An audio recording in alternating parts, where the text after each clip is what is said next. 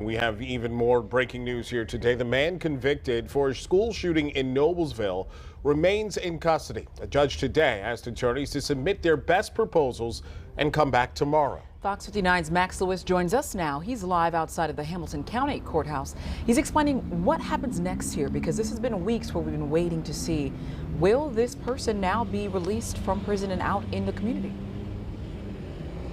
Yeah, Beershell and Nick, it looks like there's going to be two possible paths for the Noblesville school shooter who is 18 now but was 13 when he committed that school shooting. His attorneys would like him to be released into the custody of his parents with a lot of restrictions put on him, such as GPS monitoring and mandated therapy. However, the Hamilton County Prosecutor's Office wants him to be sent to what they're calling a residential treatment facility, believing that he is still a risk to this community. The shooter would likely already be in his parents' custody if it weren't for an incident back in March when the shooter fist bumped the breasts of a counselor at the Pendleton Juvenile Facility where he was serving his sentence for the school shooting. He was charged with sexual battery in that case, and that has led to this delay and debate over his release.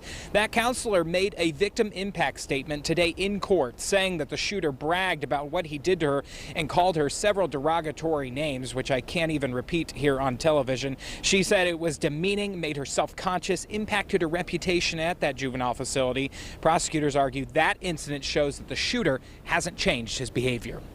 And it matches identically with what Dr. Ferraro, the doctor who did the psychiatric evaluation in 2018, that this person's test results show an individual whose intent is to demean, hurt, embarrass others.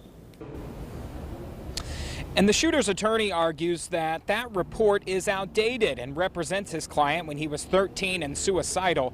He said the incident at the juvenile facility was a stupid and inappropriate mistake.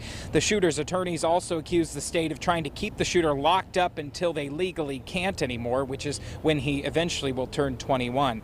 Now, the shooter's attorney also made the argument that the focus should be on rehabilitation, and the probation department here in Hamilton County agreed by making a recommendation that the shooter should be released into his parents' custody.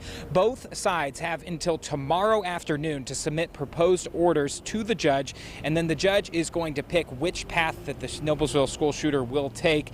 At the end of the hearing, an interesting thing happened. When the judge made it clear that there was not going to be a decision today, the shooter did throw back his head, appearing to be very annoyed at that. Nor his parents nor his attorney had anything additional to say after that hearing. At the Hamilton County Courthouse, I'm Max Lewis, Fox 59 News. All right, Max, thank you. Now